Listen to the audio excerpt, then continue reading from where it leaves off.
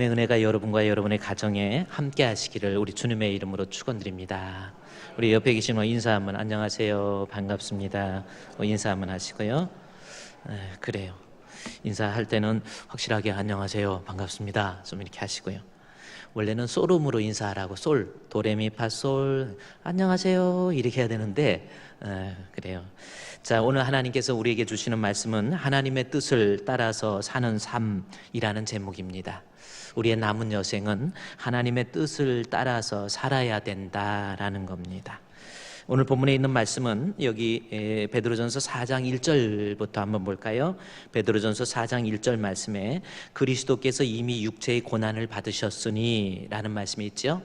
이 말씀은 우리 예수님께서 당하신 육체의 고난을 이야기하는데, 이 육체의 고난은 베드로전서 3장 18절에 나와 있는 그 고난을 이야기하는 겁니다. 그리스도께서 단번에 죄를 위하여 죽으사라는 말씀이 있어요. 그러니까 4장 1절에 그리스도께서 육체의 고난이라고 하는 것은 우리의 죄를 없이 하시기 위해서 십자가에 못 박혀 죽으신 대속의 죽음을 이야기하는 겁니다. 얼마나 모진 고난 속에서 얼마나 고통스러웠겠습니까? 그러면서 베드로는 이야기합니다. 4장 1절 말씀을 다시 보십시오. 그리스도께서 이미 육체의 고난을 받으셨으니 우리는 어떻게 해야 되나? 너희도 같은 마음으로 죄와 싸워서 이기라는 거지요. 갑옷을 삼으라는 것은 세상에 죄 많은 이 세상 속에서 우리 예수님 십자가에 못 박혀 죄 때문에 죽으신 우리 예수님 그러한 마음처럼 우리도 좀 무장해서 죄와 싸워서 이겨야 된다, 그 말씀이 있죠. 그러면서 4장 2절 말씀에 보면은 그 후로는 죄와 싸워서 이기는 사람, 즉 믿음 있는 사람이라고 한다면 이제 세상을 살 때 다시 사람의 정욕을 따르지 않고, 그랬죠? 사람의 욕심, 사람의 죄악 이런 거 따르지 않고 하나님의 뜻을 따라서 살아야 된다라는 거지요. 그렇습니다. 주시는 말씀처럼 저와 여러분 우리의 남은 여생, 남아있는 때, 이 때는 이제부터 하나님의 뜻을 따라서 살아갈 수 있는 저와 여러분이 되시기를 주님의 이름으로 축원드립니다. 남아있는 때가 제가 여러분에게 얼마나 됐을까 제가 질문을 했었죠. 지난주에 제가 남아있는 때가 얼마나 남아있을까 한 번쯤 생각해보고 그렇습니다. 어제 제가 저녁에 잠깐 우리 성도들하고 식사할 일이 있어서 식사하는데 이야기를 식사하면서 그래요. 40밖에 안 됐는데 돌아가셨다는 거예요. 40에 죽는 사람도 있어요. 그래서 거기 장례식에 갔다 왔다 그러더라고요. 그랬더니 또 조금 있다가 옆에 있는 사람이 저는 이제 밥 먹고 또 장례식 가야 됩니다 해서 인천으로 또 가야 된다고. 참 세상에 태어나는 사람도 있지만 죽는 사람도 많이 있고요. 죽음의 때가 언젠지는 모르지만 우리 인간들은 반드시 한번 죽습니다. 뭐 잘났던 못났던 대통령이든 장관이든 진시황 같은 사람도 한 번은 죽어요.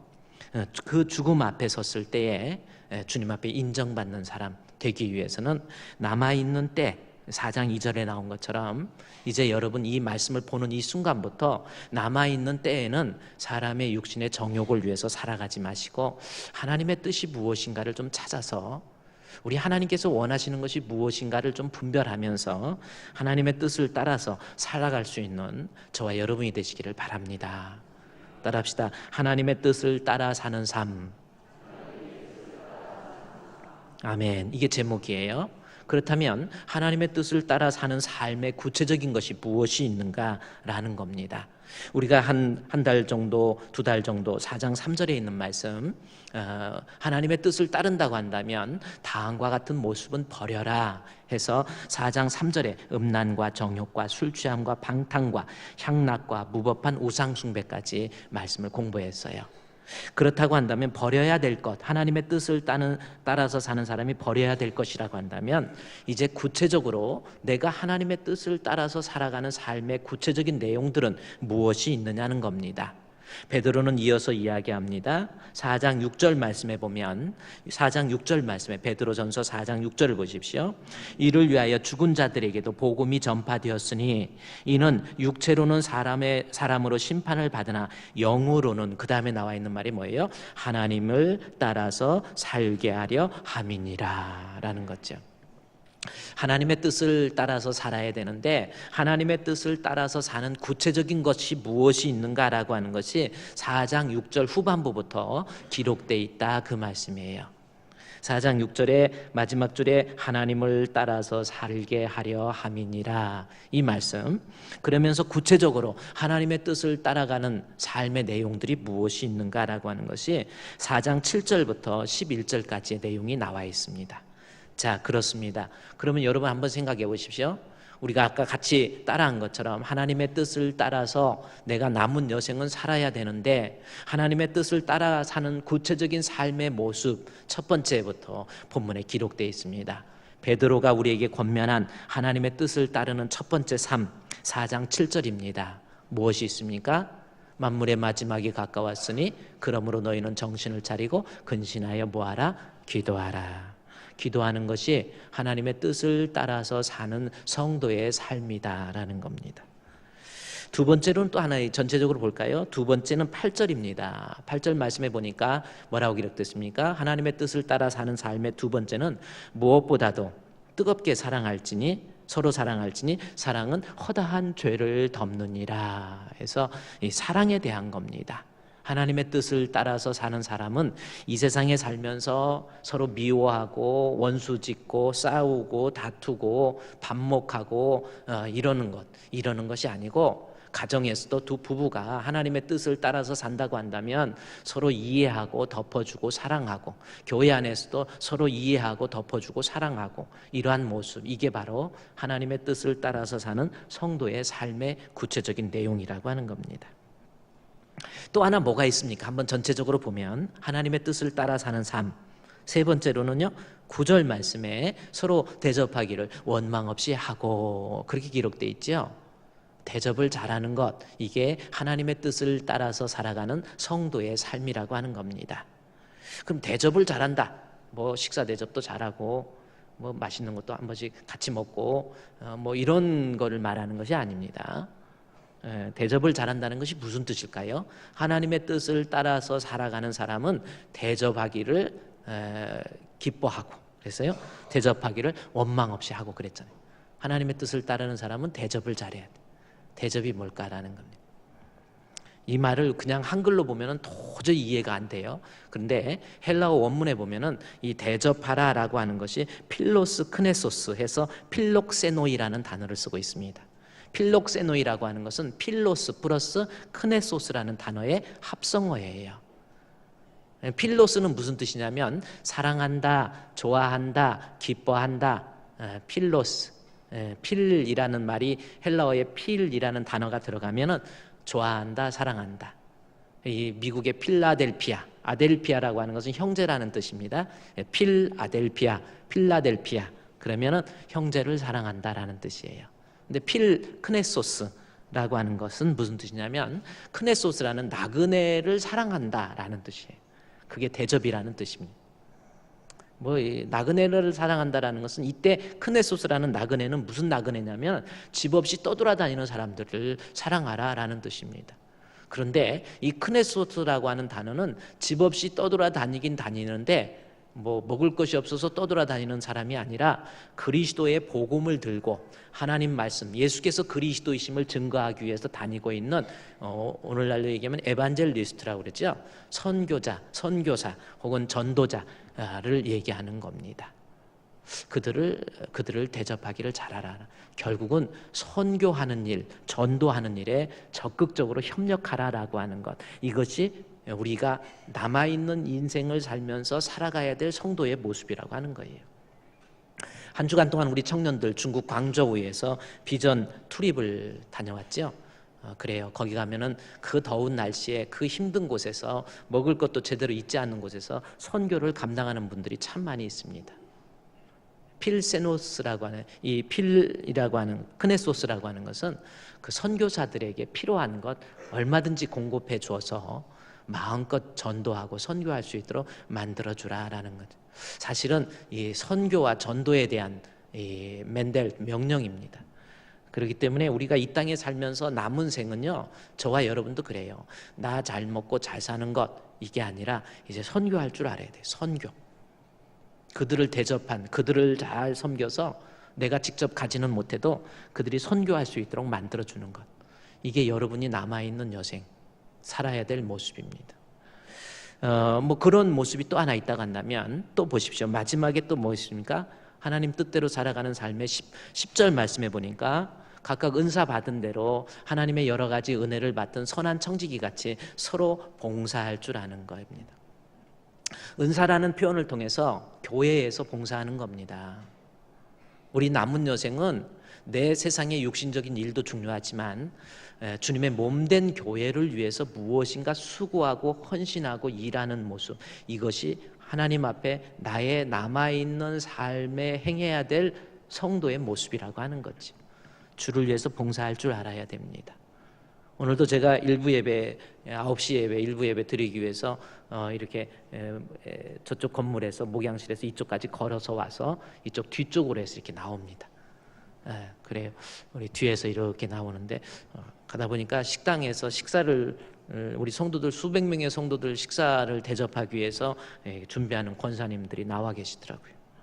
이렇게 보면 안녕하세요, 수고하십니다, 고생하십니다, 더운데 얼마나 힘들었겠어요.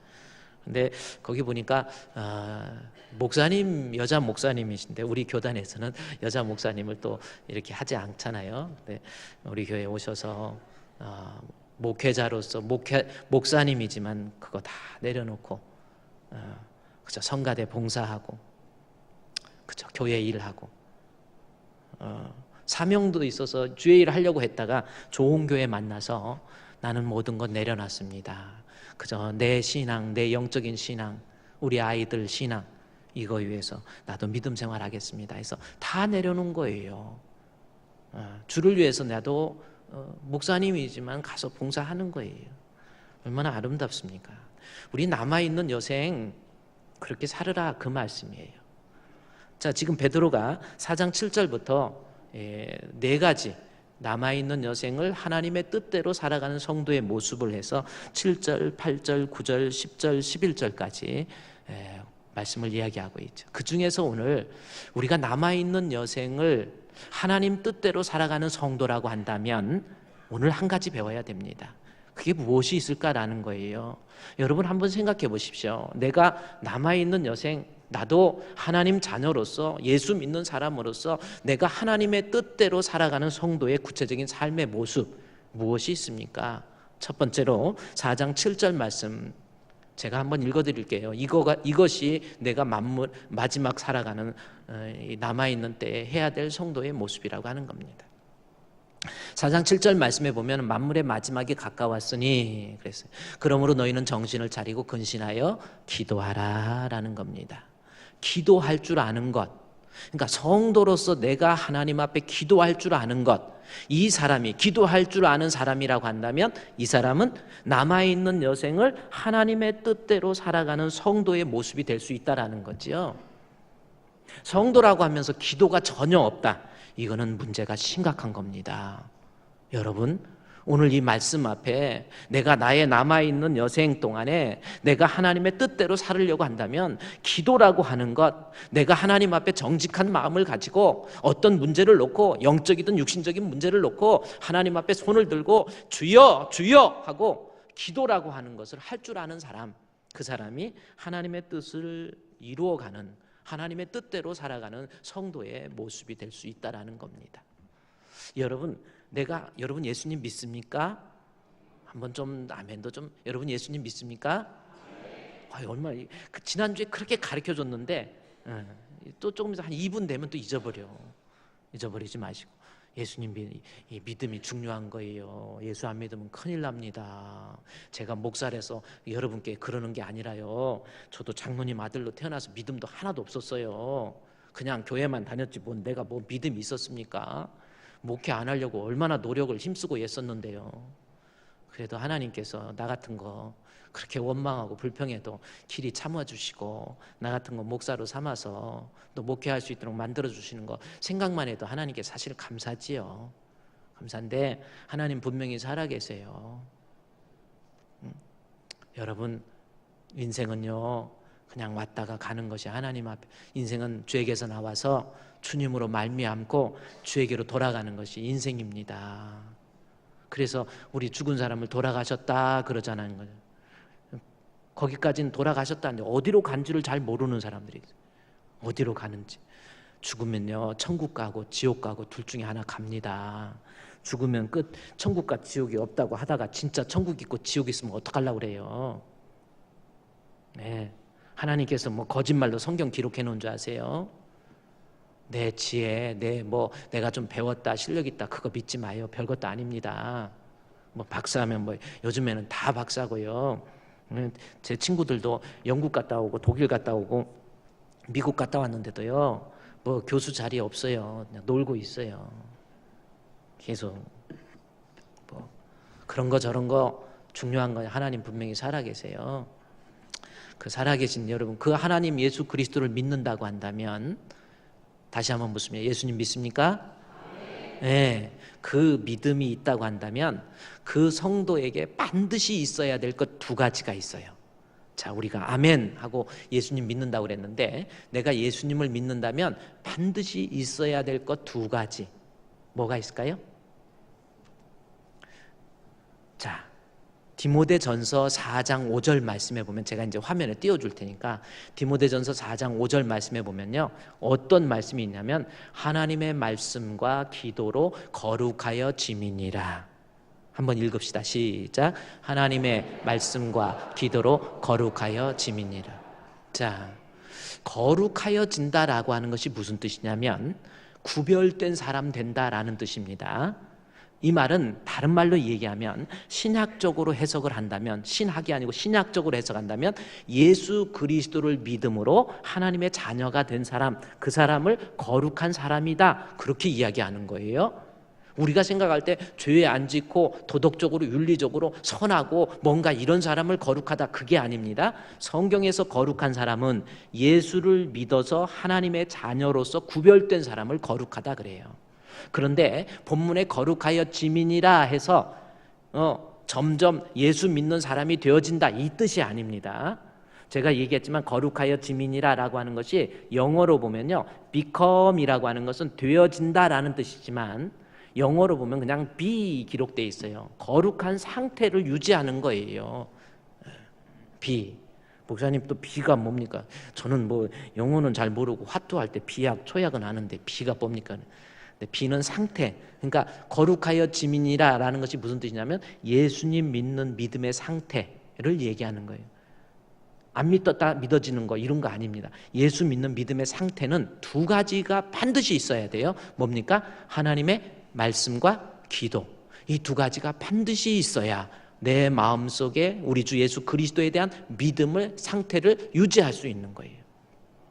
말씀과 기도가 없이, 그래서 우리 조직신학자들은 말씀을 뭐라고 하냐면, 말씀을 혹시 하나님 말씀을 영의 뭐라고 그럽니까? 양식이라고 합니다. 그리고 기도를 뭐라고 그럽니까? 영적인 호흡. 알긴 또 어떻게 또 잘 아세요? 자, 기도를, 말씀을 영의 양식이라고 합니다. 밥이라고 하는 거죠. 자, 아무리 건강한 사람도, 육신적으로 아무리 건강한 사람도 밥을 안 먹으면 그 사람은 건강 잃어버립니다. 장사 없어요. 아무리 내 몸이 튼튼하고 건강해도 밥을 안 먹는다, 밥을 못 먹는다, 그 사람 건강 유지할 수 없습니다. 성도도 똑같습니다. 영적인 양식, 하나님의 말씀을 이 성도가 안 먹는다, 그 사람은 건강한 성도가 될 수가 없어요. 우리 노예 고시가 좀, 노예에서 고시가, 장로님들은 노예 고시에 합격을 해야 장로가 되는데 고시 일정이 좀 땡겨져 가지고 이번에 이제 8월 30일 마지막 주일 오후 예배 때 우리 임직자를 뽑아요. 임직자를 뽑기 위해서 사진도 지금 밖에 이제 붙어 있습니다. 어떤 사람이 누군지 이제 좀 이렇게 보고, 얼굴하고 우리 성도들 모르는 사람이 있으니까 사진을 좀 붙여놨어요. 그리고 다음 주 오후 예배 때는 헌신 예배지만 이제 임직자 후보들이 나와서 1분 정도 넘어가면 안 되고 1분 정도 자기 자신을 소개하는 시간을 갖게 됩니다. 저는 누굽니다 하고, 저는 앞으로 이런 사람, 그 소개해서, 그래서 교회 중직자를 뽑게 돼요. 근데요, 여러분, 중직자를 뽑을 때 정말 중요한 것이 뭔지 아십니까? 하나님 말씀이 이 사람한테 공급돼야 믿음의 상태가 유지되는 거예요. 말씀이 공급되지 않아요.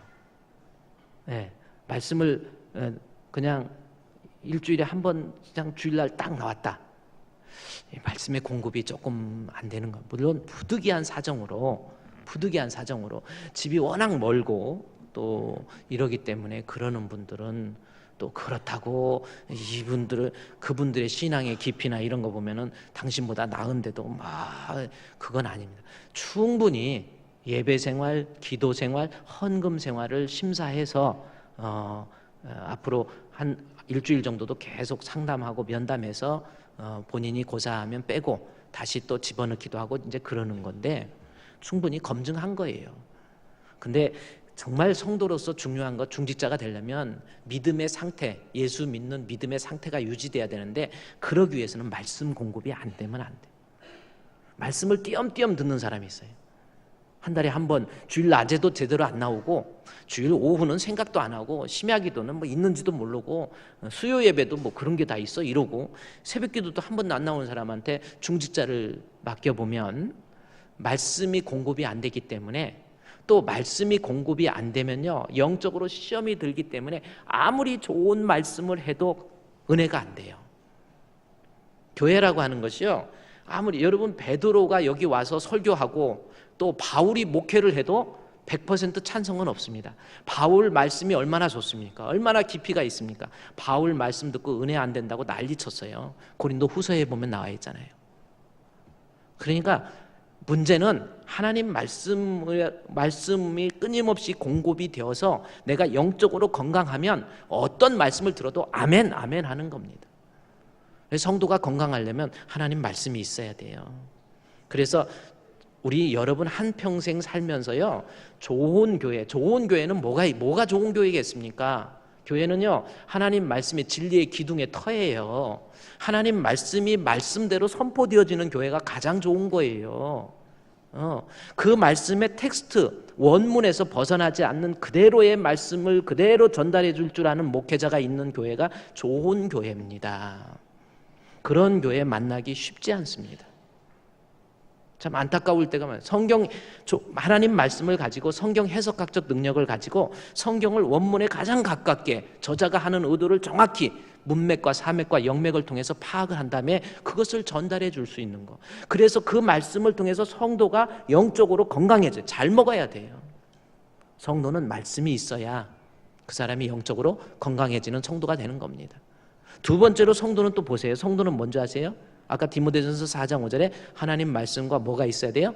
기도가 있어야 그게 진짜 성도예요. 하나님 말씀이 공급되지요. 그래서 수요 예배도 좀 나오시고요. 심야기도도 좀 나오세요. 한번 해보세요. 한평생 살면서 여러분 썩어져 없어져 버릴 60만을 살다가 결국 믿음도 없이 여러분 가겠습니까? 아니란 말이에요. 하나님 말씀 공급받고 그 다음에 기도 이 두 가지 말씀과 기도라고 하는 거예요. 기도가 성도에게 기도가 없다. 그 성도는 건강한 성도라고 말할 수가 없어요. 그렇죠? 내가 한번 내 자신이 오늘 말씀 앞에 생각해 보세요. 나는 하나님 앞에 얼마만큼 기도할 줄 아는 사람인지.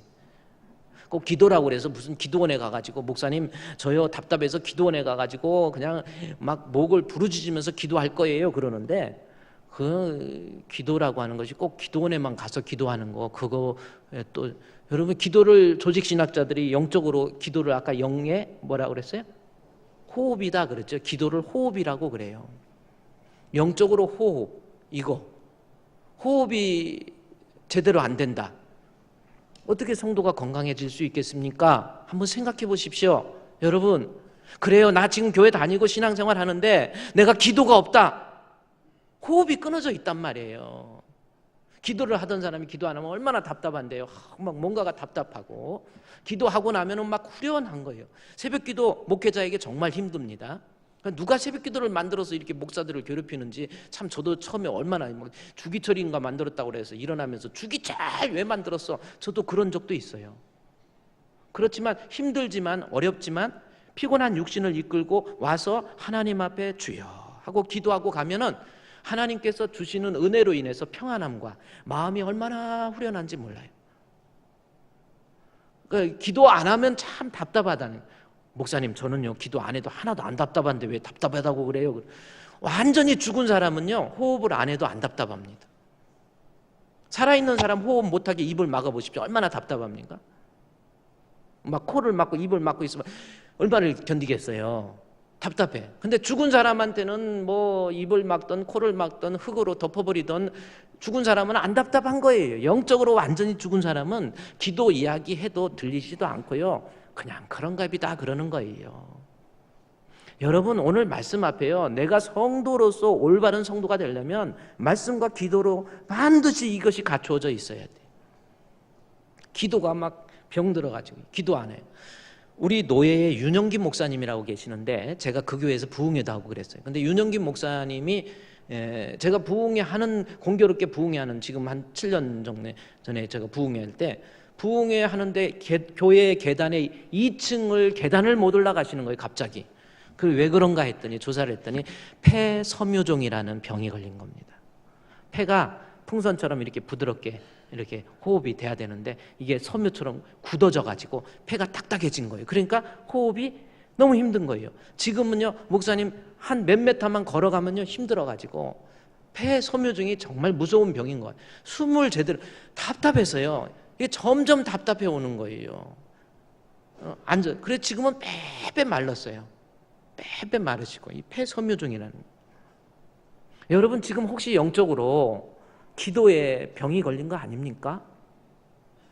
답답하게 그저 성도로서의 이 수명을 유지하기 위해서 기도라고 하는 것이 반드시 있어야 돼요. 우리 사랑하는 주품교회 성도들, 목사님 여러분 힘든데 뭐 기도하라, 이게 아닙니다. 내가 진짜 성도라고 한다면 하나님 앞에 말씀과 기도가 살아있어야만이 그 성도가 건강한 성도이고 그 사람이 믿음의 상태를 유지할 수 있는 거예요. 목사님 주시는 이 교훈을 통해서 여러분요, 우리 주품교회 성도들은요, 기왕 신앙생활 할 바야 하나님 앞에 인정받는 성도 됩시다. 내가 이세 아들 다윗을 보니 내 마음에 합한 자다 그랬잖아요. 좀 하나님 마음에 드는 사람이 좀 됐으면 좋겠어. 기왕이면 목사도 장로도 권사도 우리 성도들도 하나님이 보실 때 마음에 드는 성도, 그냥 그 속에 허사와 계율만 가득하고 말씀 제대로 공급 못 받고 기도 제대로 안 한 사람이 어떻게 성도가, 건강한 성도가 되겠습니까? 성도라고 한다면 말씀과 기도가 있어야 돼요. 기도의 무릎을 다시금 일으켜 세울 수 있는 우리 주품교회 성도 되시기를 주님의 이름으로 부탁합니다. 우리 옆에 분하고 인사하면서 우리 기도합시다. 우리 기도합시다. 우리 기도합시다. 기도해야 살아요. 급하면 인공호흡이라도 해야 돼. 기도해야 살아요. 그렇다고 한다면 기도할 이유에 대해서 지금 본문에서 베드로가 기도해야 될 이유가 뭔가에 대해서 지금 설명을 하고 있어요. 왜 기도하라고 했는지, 물론 여러 가지 이유 있지만 본문에서 베드로가 기도해야 될 이유에 대해서 이야기하고 있습니다. 이유가 뭡니까? 자, 베드로전서 4장 7절 말씀해 보십시오. 기도해야 될 이유가 뭐예요? 왜 기도해야 되죠?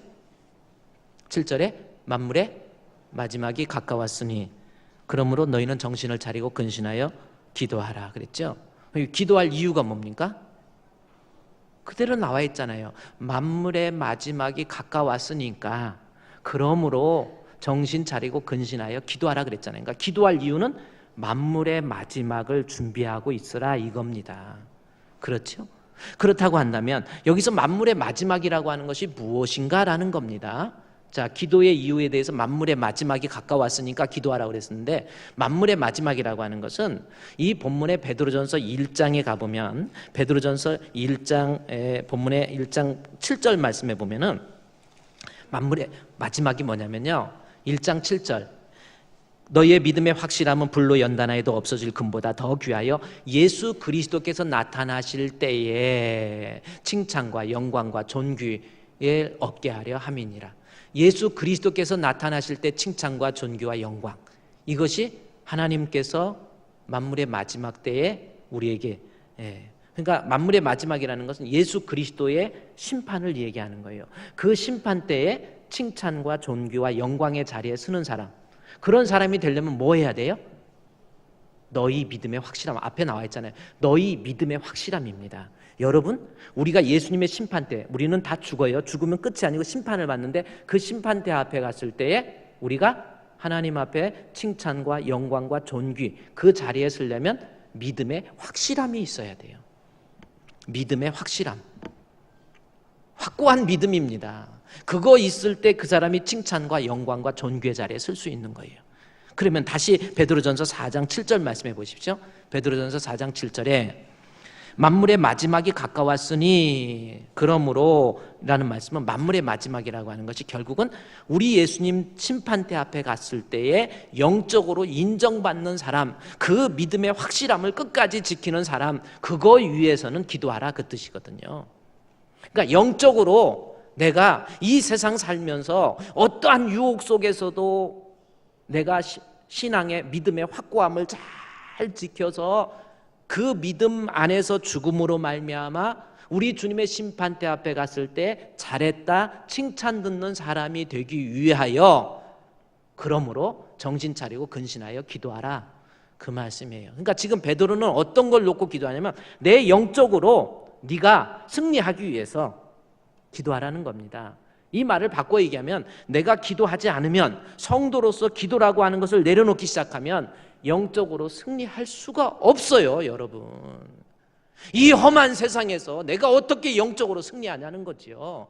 죄 많고 유혹 많은 이 세상 속에서 내가 어떻게 믿음의 확실함을 끝까지 지킬 수 있느냐는 거예요. 그 방법, 하나님 앞에 정신 차리고 근신해서 기도하면 이 험한 세상 속에서도 내 믿음을 끝까지 지킬 수 있다라는 겁니다. 정말 이 안에서도 믿음 못 지키는 사람, 어차피 믿음이 없는 사람도 있지만 믿음 생활하다가 믿음 가지고 살다가 믿음 못 지키고 하나님 앞에 신앙의 확실함이 없이 그냥 믿음 없이 떠나버리는 사람도 있어요. 그 왜 그런가? 기도 안 해서 그렇습니다. 내가 아무리 교회에서 목사가 되고 장로가 되고 권사가 됐어도 기도 안 하면 하나님 앞에 섰을 때의 믿음의 확실함으로 인해서 인정받는 사람이 되기가 참 어렵다라는 겁니다. 예수님도 기도하셨잖아요. 그렇잖아요. 기도하지 않고는 내 신앙을 어떻게 지키냐는 거예요. 그래서 본문에 만물의 마지막 가까웠으니 영적으로 승리하는 사람이 되어서, 네가 하나님 앞에 인정받는 사람이 되어서 믿음의 확실함을 끝까지 지키는 사람이 되기 위해서는 정신 차리고 근신해서 하나님께 기도하라는 겁니다. 우리 주품교회 기도의 불을 좀 태워봅시다. 여러분 한번 깊이 생각해 보시고, 내가 좀 피곤하다고 어렵다고 바쁘다고, 혹시 우리 예수님께서 제자들에게 기도를 부탁하니까 여전히 자고 있어요. 베드로야, 나를 위해서 좀 기도해 줘라. 자고 있어요. 야, 아직 자니? 나를 위해서 한시도 깨어 있을 수 없느냐? 베드로야, 나를 위해서 좀, 야고보야, 나를 위해서 기도하라. 예, 했는데 피곤해서 또 자고 있어요. 두 번째, 세 번째 와도 또 자고 있어요. 예수님께서 이제 됐다. 기도도 때가 있는 겁니다.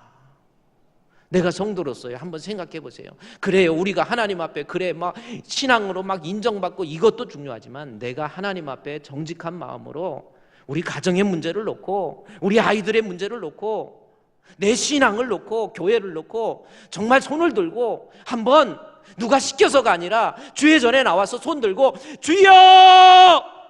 좀 기도할 줄 아는 성도, 그 성도가 자기 영성을 회복하고요, 영적으로 승리할 수 있는 사람이 되는 거예요. 기도하세요. 어디 날 잡아서 날 잡으면, 아까도 얘기했지만 날 잡는 거, 찬송가에도 날 잡으라고, 날 잡아주소서, 찬송가에도 있다고 그래야죠. 그래요. 어떤 사람이, 목사님 우리 아이 결혼식 날 잡으라고 성령 하나님께서 얘기해 주셨대요. 왜 그러니까 갑자기 찬송을 하는데 날 잡아주소서, 그거 보고 아, 성령께서 찬송을 통해서 우리 아이 결혼식 날 잡으라고 한 거구나. 엉뚱한 사람들도 있어요. 자기 뜻을 하나님의 뜻으로 이상하게 변질시키는 사람들도 있긴 있어. 어쨌든 우리는 하나님 앞에 기도의 모습이 살아야 내가 신앙이 살고 믿음이 살고요, 성도로서의 본분을 지킬 수 있는 겁니다. 기도합시다. 아니, 설교 끝나서 기도합시다 그런 거 아니고 기도해 보세요. 저같이 부족한 것도요, 저는 정말요 부족하지만 나의 작은 신음에도 주께서 응답해 주셔서 병들어서 죽을 수밖에 없는 사람 이렇게 또 정말 하나님이 살려주시고, 사람이요, 여러분, 사람이 병들면요 마음도 약해져요. 육신이 약하면 마음도 약해지고요, 마음이 약해지면 정신도 약해지고요, 정신이 약해지면 신앙도 약해져요. 근데도 하나님께서 완전히 그냥 다운된 나를, 부족한 종을 들어서 기도할 수 있게 해주시고, 기도를 통해서 건강도 회복시켜 주시고, 또 얼마나 감사해요. 교회 질 때도 너무나도 힘들고, 이건 뭐 도대체 민원 때문에 뭐 참 정말 힘들지만 기도할 때 그때그때마다 하나님이 간섭해 주셔서, 성도가 기도 안 하면요 하나님으로부터 복을 받지를 못해요. 내 노력, 내 실력 웃기지 마세요. 그거 가지고 내가 복 받는 거 아니에요. 에레미야 33장 3절 말씀에 보면은 너는 내게 부르짖으라, 내가 알지 못하는 크고 비밀한 일 보여 응답해 주시겠다라는 거거든요. 그런데 그 말씀 3절 바로 앞에 2절에 뭐라고 하는지 아십니까? 일을 행하는 자 여호와 하나님께서 일을 행하시는데, 기도하는 자에게 있어서 일을 어떻게 행해 주시는가? 이 일을 행하되 조성하시면서 행해 주시는, 조성이라는 말이 나와요. 그러니까 내가 노력했다고 어떤 일이 되는 게 아니에요. 하나님께서 조성해 주셔야 돼. 이 방법 저 방법, 이 사람 저 사람 통해서 조성해 줘야 돼요. 그래요. 선교나 전도도 우리 청년들 가서 복음을 뿌렸다, 그거 내가 한다고 되는 게 아니에요. 하나님이 조성해 주시지 않으면 열매가 없어요. 사업을 해도 마찬가지입니다. 그래요. 하나님이 조성하시고 하나님이 간섭해 주셔야 거기 열매가 있고 은혜가 있는 거예요. 에레미야가 철저히 자기가 그걸 체험하고 느꼈단 말이에요. 내가 영역을 가지고 실력을 가지고 능력 가지고 목회하는 것도 아니에요. 하나님께서 기도하는 그 기도의 소리를 통해서 하나님이 그 기도를 들으시고 하나님이 조성해 주셔서 이 방법 저 방법, 이 사람 저 사람을 통해서 은혜의 길로, 평강의 길로, 축복의 길로 하나님께서 역사해 주시고 인도해 주시는 거예요. 세상 살면서 잘난 체 하지 마시고 기도하세요. 기도 안 하고 여러분 맘대로 해서 일 잘 됐습니까? 맨날 기도 안 하고 지 생각대로 지 맘대로 사니까. 아브라함이요 기도는 안 하고 어렵다고 지 생각대로 애굽에 내려갔다가 자기 아내, 아브라함의 아내 사라가 상당히 이뻤거든요. 이뻐가지고 아내 뺏겨버렸어요. 아브라함도 참 그 사람도 너무해. 아니 아내가 누구냐 그러면요, 당신 얼굴이 내가 보니까 진짜 이쁘니까 그 바로의 왕이 누구냐고 그러면 남편이라고 하지 마, 오빠라고 그래? 그래가지고 오빠라고 그러라고 또. 아이고 참 어떻게 바보같이. 나 같으면 우리 아내가 이쁘니까 누가 혹시 이제 와갖고 누구냐고 그러면 내 동생이라고. 그래가지고 그러면 소개해달라고 그래요. 그럴 것 같습니까? 아닐 것 같습니까? 그렇지 않죠. 그냥 누구냐고 그러면 내 아내라고. 그런데도 짜짜시 쳐다보면 눈을 뽑아버려가지고. 자기 뜻대로 사는 게 아니라 기도해서 하나님이 주시는 응답, 그 기도의 힘으로 살아가는 거예요. 그렇다면 지금 본문에서 베드로전서 4장 7절에서요, 자, 너희가 이 땅에 살면서 만물의 마지막까지 신앙 끝까지 지키기 위해서 남은 때는 기도 않을 줄 아는 성도가 되어라, 이것을 얘기하는데, 그러면 하나님 앞에 영적으로 승리하기 위해서 기도하라는데, 기도할 때 주어지는 영적인 복이 무엇이냐는 겁니다. 자, 기도할 때 주어지는 영적인 복, 그래서 기도하라는 겁니다. 육신적인 복도 있지만은 기도할 때 주어지는 영적인 복이 무엇인가라는 거예요. 그것을 알기 위해서는 여기다 주보를 껴놓으시고 시편에 가보세요. 시편. 자, 우리 구약성경 시편, 욥기 다음에 시편이 있어요. 시편 4편에 한번 가보십시오. 기도할 때 시편 4편 4절 말씀에서 보면은 페이지로 806페이지에 있습니다. 기도하면 영적으로 주어지는 복이 뭔가라는 겁니다. 그게 뭔지 아세요? 시편 4편 4절 말씀에 보니까 너희는 떨며 뭐하지 말자다? 범죄하, 죄 짓지 말라는 겁니다. 죄 안 짓고 살아라, 그 뜻이에요. 그런데 이 어떤 목사님이 이거 지난번에 그 CTS TV에서 설교하는데 너희는 떨며 범죄하지 말지어다 그러면서 여러분 우리는 하나님 앞에 죄에 대해서 두려워할 줄 알아야 됩니다. 떨 줄 알아야 돼요. 죄 지면 큰일 납니다. 얼마나 무서운데 너희는 떨며 그러니까 죄에 대해서 두려워하라 그러니까 성도들이 아멘 그러는데 그것은 원문의 뜻이 전혀 아닙니다. 너희는 떨며 범죄하지 말지어다 이게 무슨 뜻인 줄 아세요? 히브리어에 보면요 범죄하지 말지어다 라기즈 하고 동사 하나 딱 나와 있어요. 죄 짓지 마 이겁니다. 너희들 죄 짓지 마 이거 딱 강조해 놓고 그 죄의 내용이 무언가 죄의 구체적인 내용을 얘기하면서 떠는 것이 죄라는 겁니다. 떤다라고 하는 겁니다. 그러니까 죄 짓지 마 그러면서 첫 번째 죄 떠는 죄 그게 죄예요. 뭐 떠는 것이 죄다고 그러는데 그 목사님 나 떨고 있니? 그러면 그게 죄입니까? 가슴이 두근두근 떠는 게 그게 아닙니다. 여기서 떤다라는 것은 자기 분노 못 참아가지고 혈기 못 참아가지고 막 아내가 좀 누가 뭐라고 그랬다고 남편 잘 되라고 그랬는데 그거 듣고 막 화가 나갖고 막 부들부들 떨면서 뭐야 막 성격이 불같은 사람 그게 죄예요. 그게 떠는 거예요.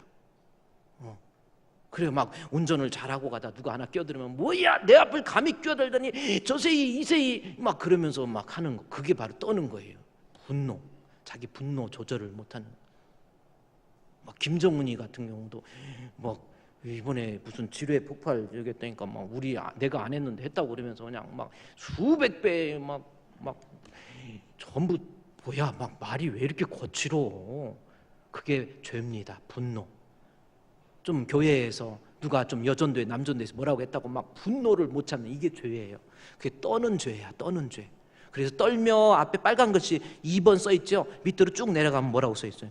분내요. 분내는 죄 짓지 말라라는 겁니다. 우리 주풍교회 성도 분내지 맙시다. 화내지 맙시다. 근데 조금 이렇게 하는 거 같아요. 지난 한 주 동안에 부부 싸움 한 사람 손 한번 들어. 막 분노 자주 하는 사람 뭐 좀 했다고 막 뭐라 그러고 어떤 막 아내가 좀 여보 이거 좀 막 하고 화내는 사람이 있어요. 근데요 이게 50이 넘으면은 저도 그런 것 같아요. 저도 이렇게 그 전에는 참 신앙이 마음에 들어가지 않고 이럴 때는요 막 젊었을 때 성격이 최 씨가 좋지만은 그래도 막 성격이 불 같았어요. 거기에다 또 성령까지 받아가지고 막 성격이 왕불이었어요. 저거 제 별명이 가스레인지라고 그러고 막 이래 그랬는데 이 신앙이 쫙 들어가니까요 진짜 화낼 일이 별로 없는 것 같아. 근데 요즘에 이제 제가 50이 넘으면서 우리 아내한테 화를 안 내는데 요즘에 느끼는 건 뭐냐면 지난주도 저희 휴가 기간이었는데 사실 느끼는 게 뭐냐면 아무것도 아닌 것 같고 삐지드게 되더라고. 예, 왜 내가 이렇게 자꾸 삐질까? 왜냐면 제가 좀 휴가 기간이지만 제가 위가 좀 안 좋아가지고 저기 해가지고 제가 우리 수양관에 가서 있었는데 위가 좀 안 좋았어요. 안 좋아가지고 음식을 제대로 못 먹었어요. 음식을 못 먹는데 같이 간 성도들도 있지만은 가서 평창 읍내에 가갖고 맛있는 거 사온다 해고 갔어요. 가갖고 자 이제 먹자 해갖고 점심 먹자 해갖고 맛있는 거 산다고 장식을 다 해놨는데 부치개 메밀 부치개 있잖아요. 그거 하고 또 뭐 이게 뭐 파전 뭐 이런 거 또 무슨 빵 뭐 이런 거 순간 내가 보니까 먹을 게 없어요. 그냥 발로 뒤집어 엎어버릴까 그냥 발로 차버릴까 이런 생각이 막 순간 드는 거예요. 이거 반찬이 아니 이게 사람이 이게 위가 안 좋은 사람이 짜증을 잘 내는 것 같아. 그냥 막 순간 막 나는 먹을 게 아무것도 없는 거예요. 그래서 차라리 그래 내가 먹을 게 없잖아 하고 이렇게는 안 했지만 그래도 나 먹을 게 없어. 그러면 김치라도 뭐가 있어야지. 막 안 먹는 밀가루 뭐 가뜩이나 위에 안 좋은데 아 맛있다 이거 막 어머 메밀묵이 어쩌는데 막 찌르고 싶어. 나이가 드니까 조금 이렇게 내가 좀 삐지는 거예요. 여성 호르몬이 좀씩 많아지는 것 같아요. 좀 남자들이. 그래서 여러분 집에서 부부가 같이 살면서요 남편 50 넘으면 좀 봐주세요. 밤찬 없다고 발길질 해도 여보 발 안 다쳤어 하고 이렇게 좀 해주고 좀 그러는 게 좋을 것 같아요. 어쨌든 저도 근데 여기 본문의 말씀에 너희는 떨며 범죄하지 말 죄 중에서 첫 번째가 분노하는 거예요. 죄예요. 앞으로요, 우리 여러분 화내지 마세요. 아멘? 네. 우리 한번 따라합시다. 여보, 따라합시다. 시작. 여보, 나 화 안 낼게. 앞에 우리 김현중 장로님이 오늘 대피기도 하셔서 그러는지 목소리를 왜 이렇게 깔아요? 일제히 3일 일제히 일본 애들이 회개도 안 하고 그러고 있는데 아버지시여 저들을 용서해 주시고, 너무 까르니까 남들이 보면 저분이 목사님인 줄 알잖아요. 장로님 너무 깔지 마시고요. 다음 주부터는 좀 이렇게 가볍게 좀 기도하셔야 돼요. 너무 깔아. 막 독립선언수 하는 거. 제가 오늘 8.15 광복절에서 이 넥타이 보면 약간 태극기 느낌이 좀 나죠? 뭔가 조금 이렇게 왔다 하면 좀 나잖아요? 네. 근데 장로님 분노하지 마세요 그랬더니 아멘 딱 그러시네. 야, 우리 장로님도 해병대 출신이에요. 민주당 사무부총장이어가지고 해병대 몇 기세요? 270기라고 자신 있게 얘기하는. 그래갖고 장로님이 우리 이상구 장로님도 해병대 출신인데 이상구 장로님보다 훨씬 늦게 오셨거든요. 그러더니 같이 식사 대전 한다고 그러더니 이상구 장로님도 해병대인데 해병대 딱 드시더니 몇 기야? 하고 딱 묻더라고. 벌써 쫄병이 군기 잡으려고 몇 기야? 물어보니까 이상구 장로님이 기수가 조금 낮으니까 아무 말 못하고 지금 해병대가 무섭긴 무서운가 봐요. 저도 특수부대 출신이어가지고 저 해병대를 잘 알아요. 저는 전투경찰이었거든요. 전투경찰도 대못 막는 전투경찰이 아니고 간첩이 나타날 때 출동하는 전투경찰, 그러니까 특수경찰이잖아. 그래서 제가 이름을 붙였어요. 비상 막 언제 대기하고 있어야 되겠어요. 비상, 초동특수, 특공특전, 침투추적, 주간야간, 타격대. 따라도 못해. 근데 해병대든 뭐든 화를 내지 말아야 돼요. 근데 아내가 여자가 또 화를 잘 내는 사람이 있어요. 또 뭐야 당신 그랬어? 막 화를 막 내는 사람, 여자가 센 사람들이 또 있어요. 그 여자분들, 남자는 50 넘어서 이렇게 삐지기를 잘하지만 여자가 50 넘으면서부터는요 막 성질이 위로 올라와가지고 그래가지고 막 내가 이 나이에 지금 당신 눈치 보게 생겼냐고 그러면서 막 옛날에는 구분구분했던데도 막 짜짜시 쳐다보면서 막 뭐야 막 하면서 막 왜 그냥 막 이래버리고요. 아유 그래가지고 막 목사님 있는데도 남편을 막 구박하고 하다가 목사님 보면 이런 사람이 있긴 있어. 근데요 우리 앞으로 교회에서든 집에서든 화내지 맙시다. 아멘? 그게 시편 4편 4절이에요. 너희는 떨며 범죄하지 말지어다. 이겁니다. 죄 짓지 말라는 거죠. 근데 지금 죄에 대해서 여러 가지 다음 주에 얘기하겠지만 결국은 떨면서 죄 짓지 말라, 하나님 앞에 절대로 죄 짓지 말라 그러는데 죄 안 질 수 있는 방법이 뭐냐면 바로 4장 1절에 있는 말씀입니다. 시편 4편 1절에 있는 말씀이에요. 뭡니까? 내 의의 하나님이여 내가 부를 때에 응답하소서. 곤란 중에 나를 너그럽게 하였사오니 내게 은혜를 베푸사 나의 기도를 들으소서. 이거예요. 하나님 내 의의 하나님이여 내가 주님 앞에 기도할 때 나의 부르짖음에 응답해 주소서. 주여 내가 주의 이름을 의지해서 하나님 앞에 소리내어서 우리 주님 앞에 기도하오니 하나님이여 내 부르짖음에 응답하옵소서 라고 기도할 줄 아는 사람, 그런 사람이 죄에 안 질 수가 있다라는 거지요. 그래서 믿음 안에서 승리할 수 있다라는 거예요. 내 의의 하나님이여. 본문에서요 시편 4편 1절에서 기도하라고 하는 건데 그 기도에 대해서 강조하는 말이 하나가 있습니다. 뭔지 아세요? 나라는 말이에요. 나 주어 뭐예요? 내 의의 하나님. 나 나와 있죠? 내 의의 하나님이여 내가 부를 때에 응답하소서. 곤란 중에 나를 너그럽게 하였사오니 내게 은혜를 베푸사 나의 기도 들어주소서. 내가 기도해야 하라는 거예요. 우리 여보가 교회에서 기도하니까 나는 괜찮아. 아니에요. 내가 직접 나와서 하나님 앞에 정직한 모습을 가지고 주여 기도할 줄 아는 사람, 그 사람이 영적으로 승리할 수 있고 그 사람이 세상에서 하나님이 주시는 은혜와 복을 누릴 수 있어요. 엄마가 권사님이니까, 아빠가 장로님이니까 나는 기도 안 해도 돼. 아니라니까요. 내 의의 하나님, 내가 기도하지 않으면 그 사람은 신앙에서 무너집니다. 오히려 더 큰 문제가 생겨요. 나 장로 아들이네, 나 장로 딸이네, 나 목사 아들이네 이러고 폼 잡고 다니다가 나중에 결국은요, 교회 우습게 알고 목사 우습게 알면서 결국은 하나님 앞에 신앙 못 지키는 거예요. 기도해야 내가 영적으로 이 험한 세상에 죄를 이길 수 있어요. 기도해 불을 일으키세요. 조금 힘들어도요, 복잡하게 생각하지 마시고, 물론 이번 주 심야기도는 또 청년부 수련회도 있고 해서 이번 주 심야기도는 쉬지만은 다음부터요, 새벽기도도 매일 나오면 또 안 돼. 막 그러다가 쓰러져 버리니까 그냥 그래도 헛다 자다가 이렇게 더운 날 잠 안 올 때 그때 한번 나와봐. 어쩌려고. 기도 안 하는데 신앙이 죽는데요. 기도 안 하는데 죄의 유혹에 넘어가 버리는데요. 기도 안 하니까 막 분노하고 다니는 거예요. 혈기 부리고 다니는 거예요. 교회에서 막 화내고 다니는 거예요. 기도 안 하니까. 마지막 결론을 보십시오. 그래서 기도하지 않으면 우리 찬송가에도 너 성결케 위해 늘 기도하며 내 소원을 주께 다 맡기어라.